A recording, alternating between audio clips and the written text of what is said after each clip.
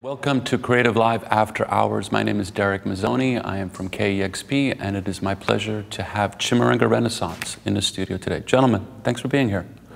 We're going to be talking a little bit about your music and a broader story about African culture and transition, hip-hop, and we're going to be debuting a new song that you produced, a remix. Originally of your sister's work. I was thinking about this recently because this is your sister who passed, and now you're remixing her song. Yeah. So what's that about? It's technology. Okay. That's the beautiful thing. I mean, we were just on opposite ends of the earth, you know, so we never really got a chance to work together. We did tour together. But I happened to ironically be at her funeral, and a guy from Alliance Francaise, which is basically the French government's Department of Arts and, you know, Culture. He just saw kind of the chaos, if you could imagine, at a funeral, and just came up and was like, hey man, you know, this is my name, this is what I want to do. I actually think I have your sister's last song. I was like, what? He's like, yeah, can you meet tomorrow? And it was like real covert, because I wasn't really talking to the press. I was kind of yelling at him the whole time to give us space. And so I just met with him at a coffee shop, heard the song, started crying, was like, of course, brought it back to him. And I just wanted to wait until it was the right time to do it. I really felt like it was, let's just wait till the dust settles. All the confusion's over. Everybody was releasing these remixes with technology and saying they got the last song and I did the last song, and I was like, just let those guys cancel themselves out, you know? And then because she was a pretty famous artist in Zimbabwe. So backstory a little bit. Okay. Chimurenga Renaissance, you're originally from Zimbabwe, you're originally from Congo. Your sister Chiwaniso was a famous Maraire player and singer. And you evolved into creating Chimurenga Renaissance, which is a synthesis of traditional Zimbabwean music and instrumentation, but from your own particular filter. Yeah. And now you're taking this very traditional acoustic song. Can you talk a little bit about, like, you know, where this music comes from, a little bit about the history of this music in Zimbabwe, so we can actually bring it to its latest fruition? Well, Shona music really is based off of a lot of singing, harmonies, and then it's based off of this instrument, the mbira, which was, it's probably about 2,000 years old now, that they can, you know, kind of track. And it's a spiritual instrument. It's a very spiritual instrument, very ritualistic instrument. There's two kinds that I play. One's called the nare, and then another one's called the nyunga nyunga. On the nare, it's way more spiritual, I would say, than the nyunga nyunga that I've seen. A lot of people play nyunga nyunga. That's what my dad taught. I learned how to play the instrument very spiritually. I went home, went into a hut. It was prophesized, and, you know, changed the world. All these other things. We laughed about it, and we're here. And so I'm very respectful of it. Step back for a second. You went into a hut. It was prophesized. Yeah, man. What are we talking about? I went into a hut with my family years ago. It was crazy. We went in. We went out to Mashringo, and just went to a village, and we wanted to go speak with what, in American terms, would be the witch doctor. You know, and we went in with the whole family, and it was me and my brothers. We're young. We're talking 15 years ago, so we're just joking and laughing. And I'm like, yo, can I see that mbira? And I was never taught how to play it. So I just picked it up, and the lady was like, yeah, no, that's yours. That's for you. And I'm like, what? And she starts prophesizing and showing, oh, it's gonna do this, you're gonna change music and do that. And we're just all laughing like, ha! And then, you know, we're sitting here, so. Here we are now. Yeah, so it's but a powerful instrument. But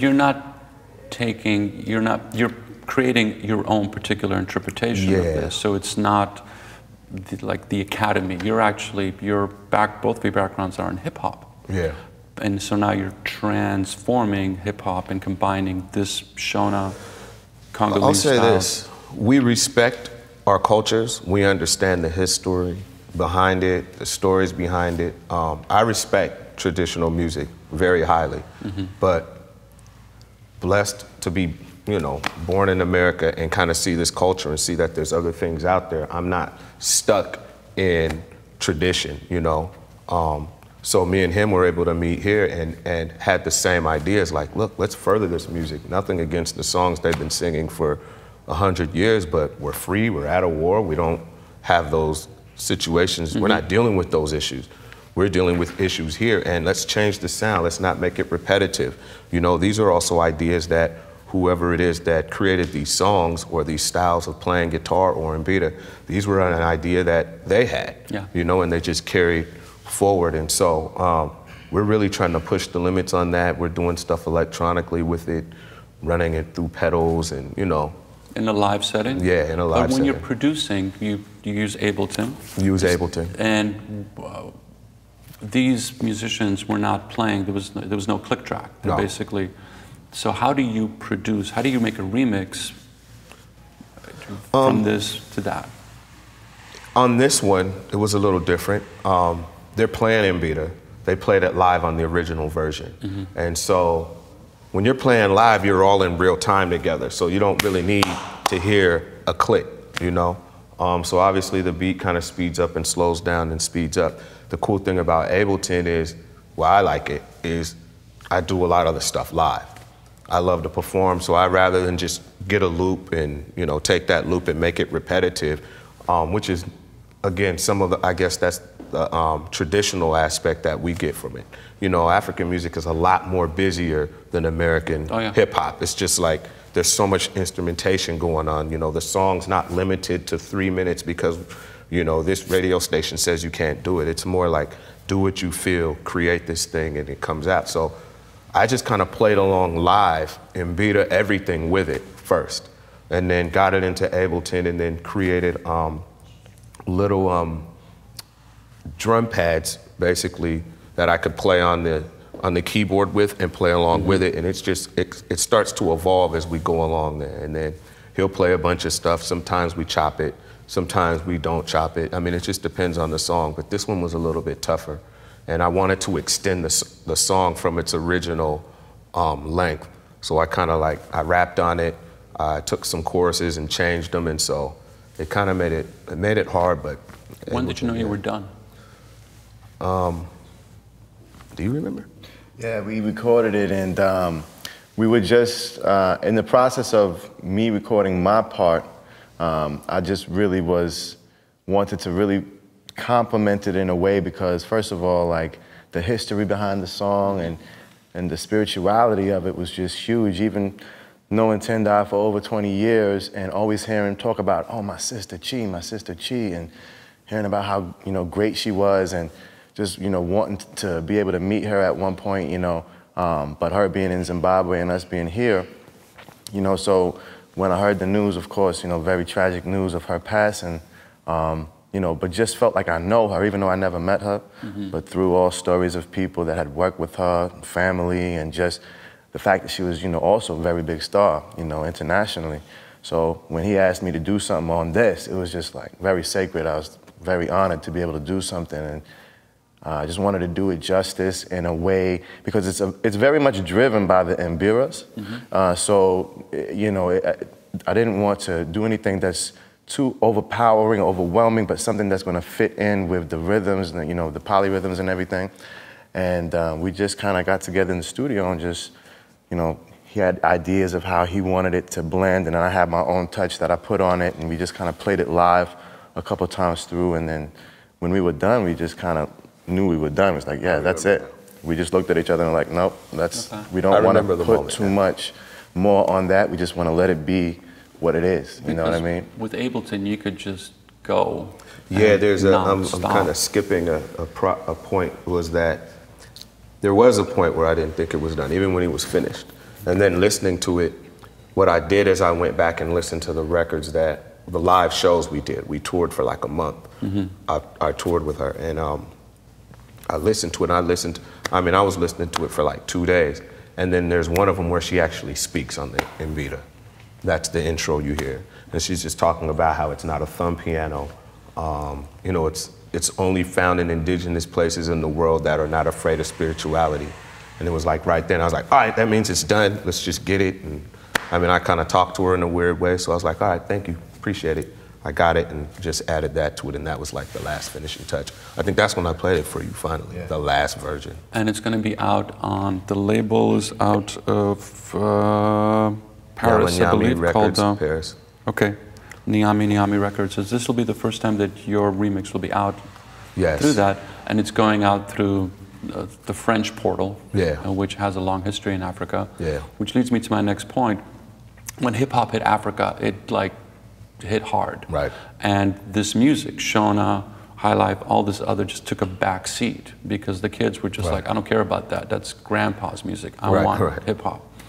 You're bringing it back. I mean, you're both sons of master musicians who have, you know, huge renown in their home countries and here, and you've played with Tabulero Cheru and others, but you're bringing this back through the filter of hip hop. So you're actually making a bunch of statements here, you know, but also more importantly to me there.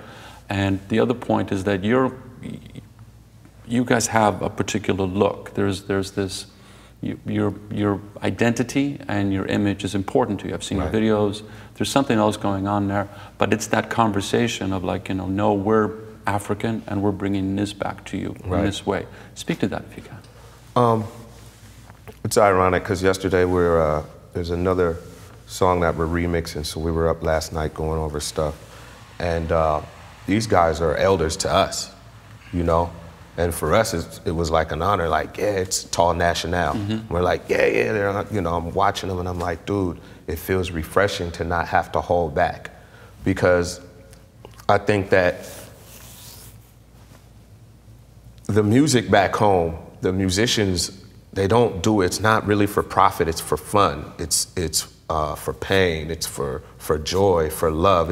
It's always an emotion behind it. It's not like I gotta go make this money. Then I gotta, you know what I'm saying? I gotta pay my bills. Everyone's like, look, we're gonna play real well, and these people are gonna bring us gifts. You know, it's a big difference than here. And whatever they bring us, you know.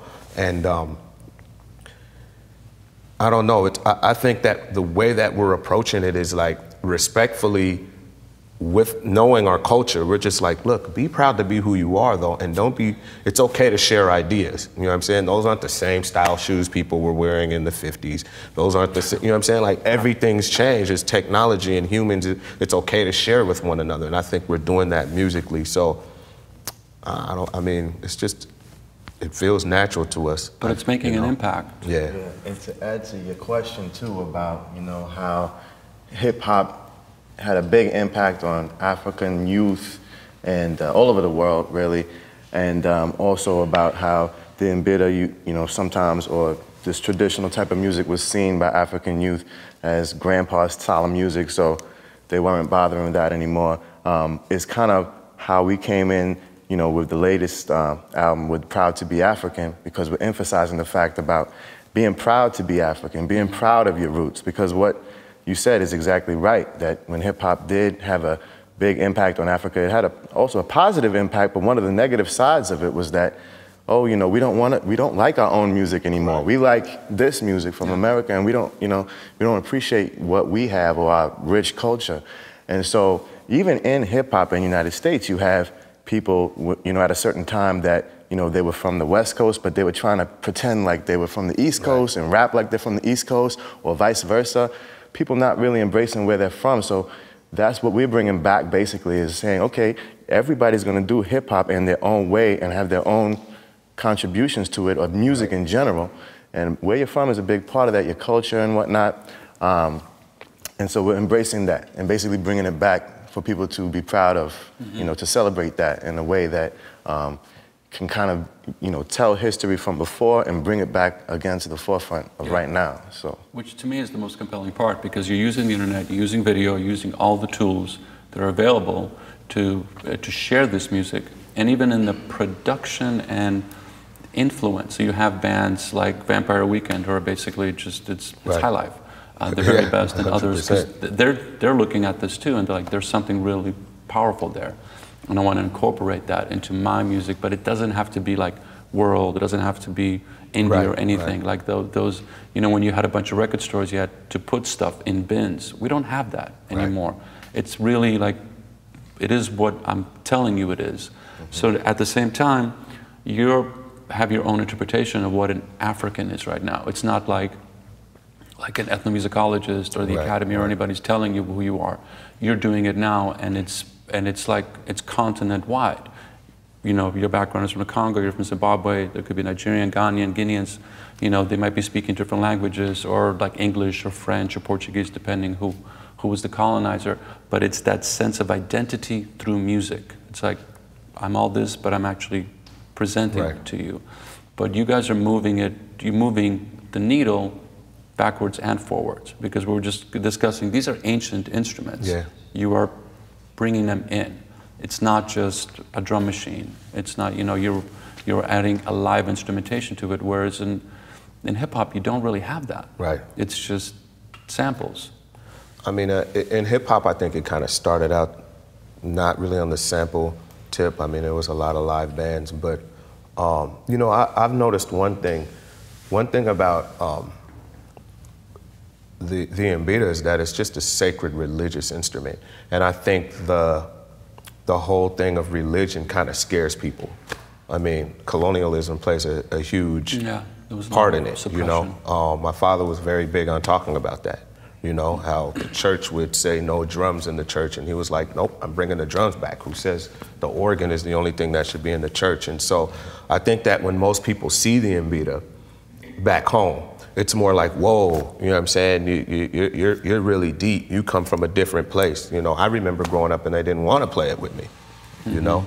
So I think that we're really getting rid of the stereotypes behind the mbira too, to say, look, it's an instrument. We don't know what this guy, what he was on, or she, or the combination of them to make that instrument. It's pretty remarkable.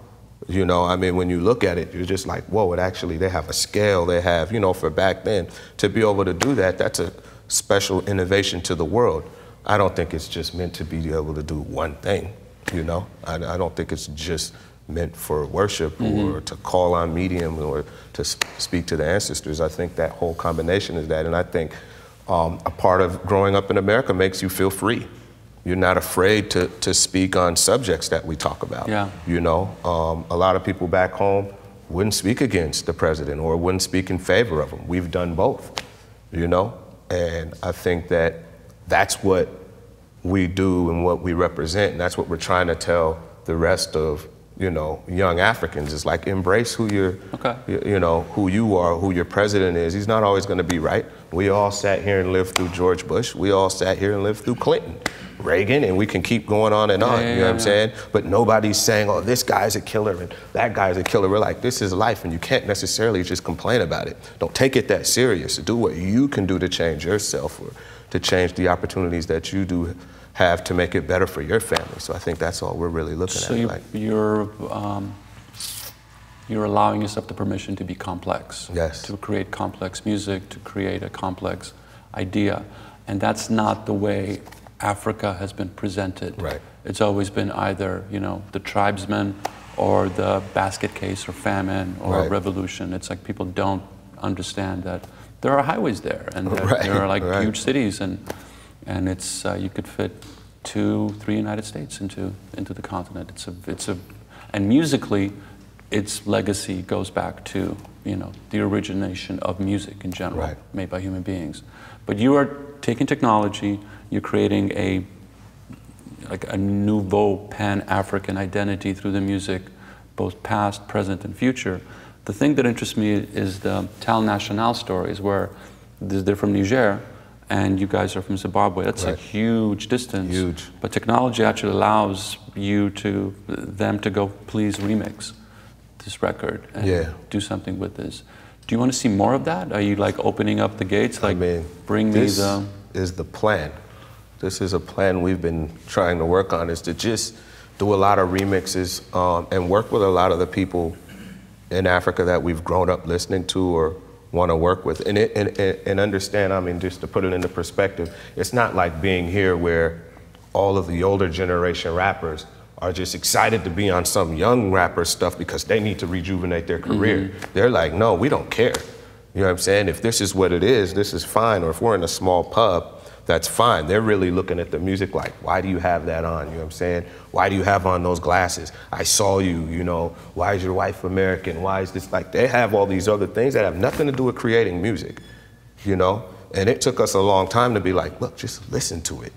If you don't like it, that's one thing. But if you like it, why are you finding all these other excuses to not share ideas, you know? Yeah. And I think we're breaking down those walls and those barriers. So it's been a plan of ours since we started, like, yo, let's work with these people. But it's successful, and I don't want to torture people. I want to hear the actual remix and speak to that a little bit. But your other group, Shabazz Palaces, is very complex hip hop, and this is part of a whole scene that's developing right now with like Flying Lotus and others who are there, and it's like suddenly manifested itself, because hip hop was, you know, I love it, but it's like, it's kind of the same again and again. It's just like from an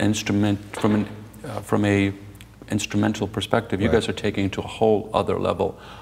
Chimurenga, Shabazz, this whole scene. Why is this happening now?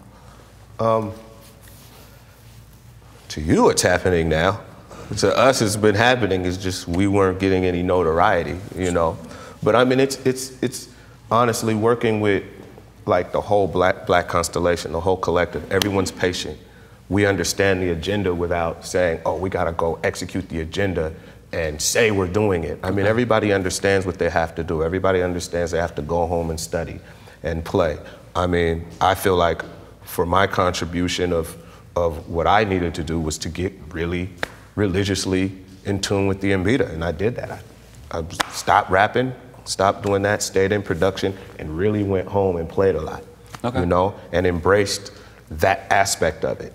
So that when I do sit down with elders and they see you play, they're like, oh man, what kind of style is that? You know, and you can play this. And so I would say that it's hard work, it's perseverance. I think everybody stuck to their guns too many times. I mean, you said it, you said one of the biggest comments to us, like, this is great, great. Keep doing it, you know, and you people like you pushing and saying, look, keep doing what you're doing, it sounds good. I think you just have to be consistent. You have to prove to people that you're for real, you know, that you're legitimate, and I think that's what we've been trying to do. Thank you. Let's hear the song. The track is called Zvishapera. Zvishapera, Chiwoniso Maraire, and this is the remix. We'd love to Which means, speak to it. Where did this all begin? A lot of people always ask about what's going on in the round box, because from the outside it looks like a round box. But from the inside, this is what's going on.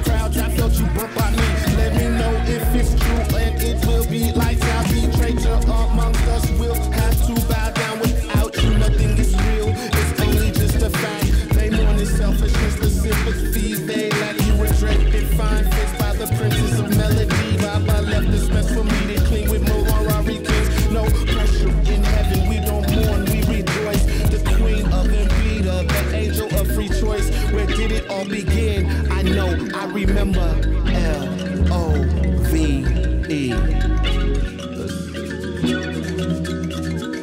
So this instrument is called Luna, and it comes from many different parts of Africa, South America, generally places in the world where people aren't afraid of their spiritual vibe. The uneducated call it a thumb piano. Please, can you get the thumb piano thing going out of references to this instrument? It's not the correct reference. This is beer. And so that's the round box.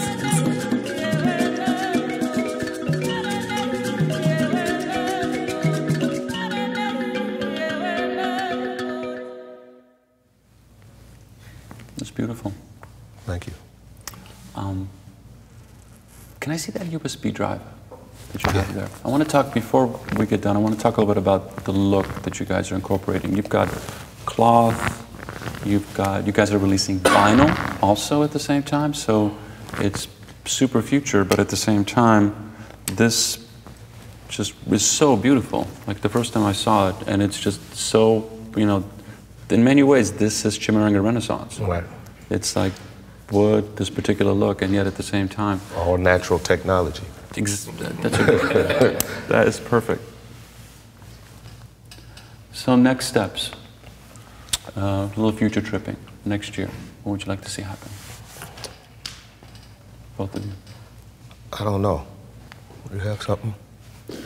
Just we got so much stuff that we've been making, like it's just a real, I don't know, it seems to be evolving on you know, all the stuff we're doing is very, very unique and whatnot, but this stuff that we've been working on now, man, we're just real excited to put New that album. out too. New album. Like albums upon albums, and I'm not gonna talk too much about that, but you're releasing stuff like left and right. I think it's the African approach to music, you know? I mean, the way I grew up, when you're done, you put it out. There was no, you know, there was no, there really wasn't, I guess commerce on music wasn't the way it is now, so I understand it, trust me.